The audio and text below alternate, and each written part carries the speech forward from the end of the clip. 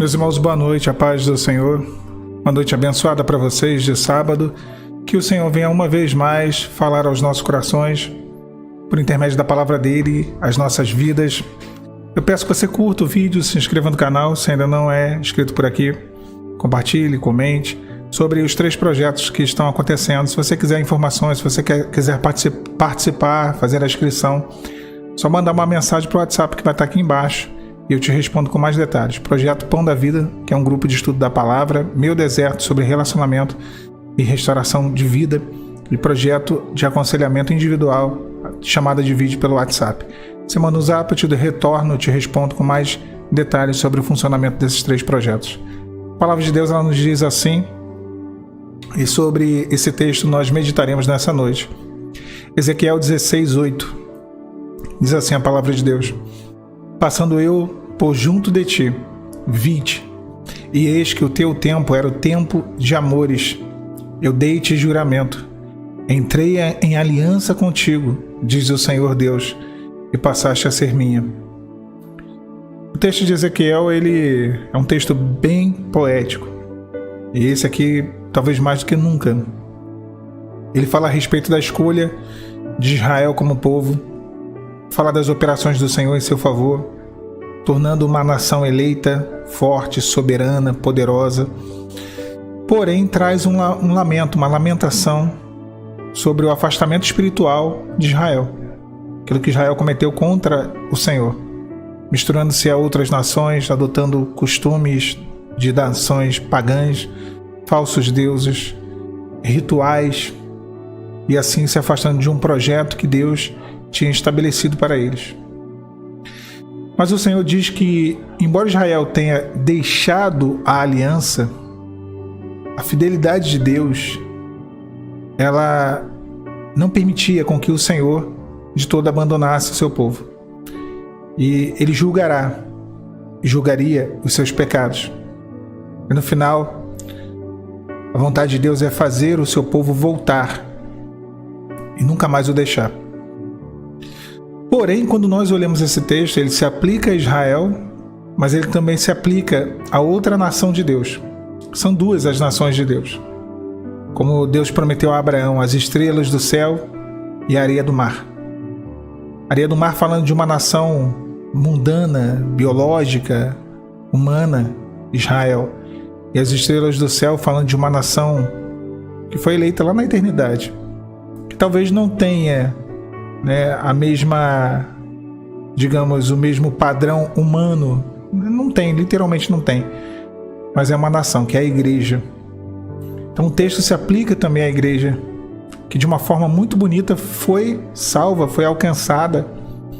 O Senhor, ele veio por Israel, mas ele viu a sua igreja, ele viu o seu povo, ele viu cada um de nós, gentios, e nos amou.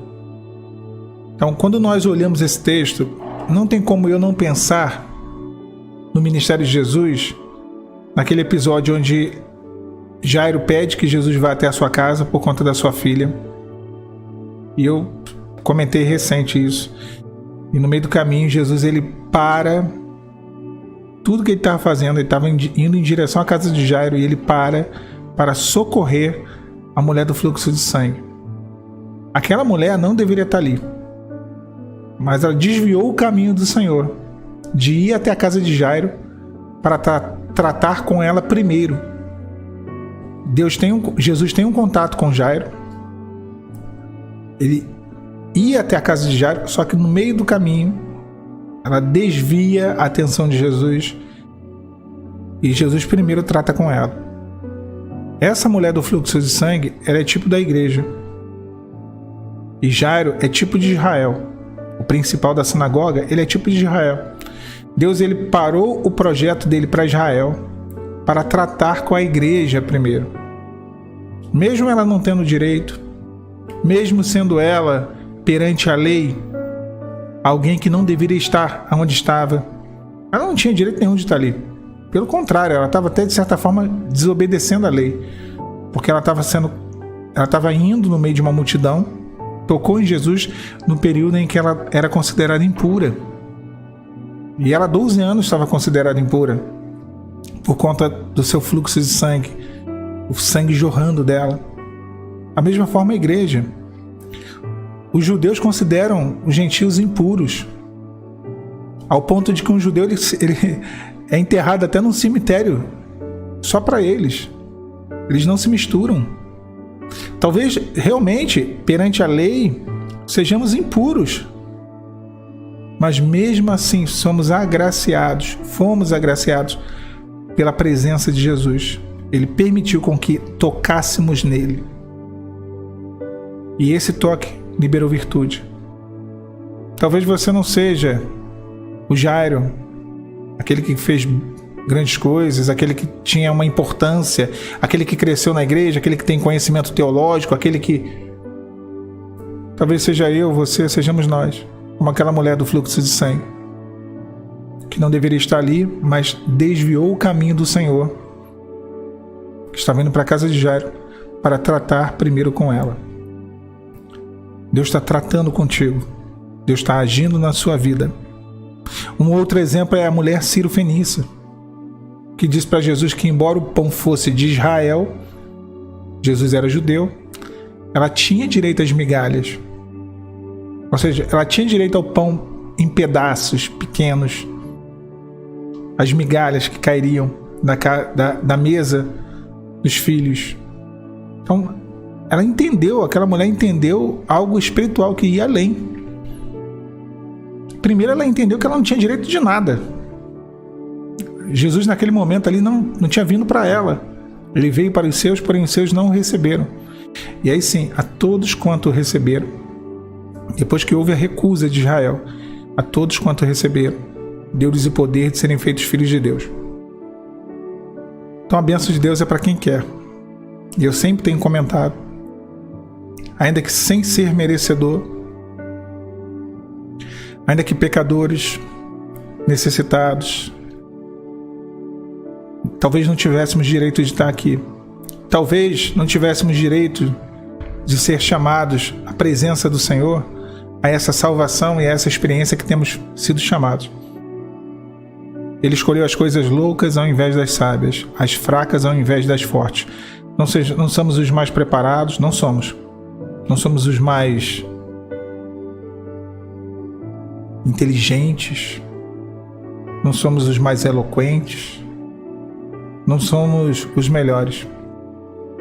Talvez sejamos as ovelhas da matança, como diz a palavra, aquelas ovelhas que ninguém quer, todo mundo despreza. Mas o Senhor não nos desprezou, mas o Senhor não nos abandonou. Quando a gente olha assim o cuidado do Senhor e o amor dele pelo homem, mesmo o homem sendo tão pecador, a gente pega a genealogia de Jesus, escrita por Mateus. Tem duas prostitutas, Tamar e Raabe. Duas prostitutas. Jeconias, um rei péssimo. Homens, reis, idólatras. Pessoas que não tiveram experiência nenhuma com Deus. O próprio Mateus era considerado um traidor, porque trabalhava como cobrador de impostos para o Império Romano. O cobrador de impostos traía a sua própria nação. Então, a genealogia de Jesus estava cheia de pecadores regenerados. Você não tem condição nenhuma, nem eu. Muito menos eu. Não é porque eu estou aqui falando que isso me dá algum privilégio, alguma ascensão. Pelo contrário. O que importa é que ele cresça e que eu diminua. Eu sou um miserável. E dentre os miseráveis aqui, eu não estou... que seja, até parafraseando Paulo, entre os miseráveis eu sou o pior deles, e até pior do que Paulo. Quem sou eu perto dele? Mas mesmo assim o Senhor passando nos viu no meio da nossa aflição. Passando eu por junto de ti, vi-te, e eis que o teu tempo era o tempo de amores, dei-te juramento, entrei em aliança contigo. E disse o Senhor, e passaste a ser minha. O Senhor passando nos viu. Viu a nossa dor, viu o nosso sofrimento, viu a nossa vida miserável que tínhamos e nos resgatou. Deus é teu resgate, minha irmã. O Senhor é quem te resgata, meu irmão. Ele não te abandonou. Ele não te esqueceu e nem esqueceu o que Ele te falou, do que Ele te falou. Passando vite. Deus hoje vê o teu sofrimento. Deus hoje vê a sua angústia, a tua dor. Deus hoje vê aquilo que está dentro do seu coração, a sua preocupação, a sua ansiedade, as suas limitações, a sua fraqueza, a sua falta de fé, a sua falta de confiança, a sua falta de autoestima para poder lutar, para poder vencer, para poder até mesmo acreditar de que você é capaz. Deus vê isso tudo. Deus vê a tua real condição.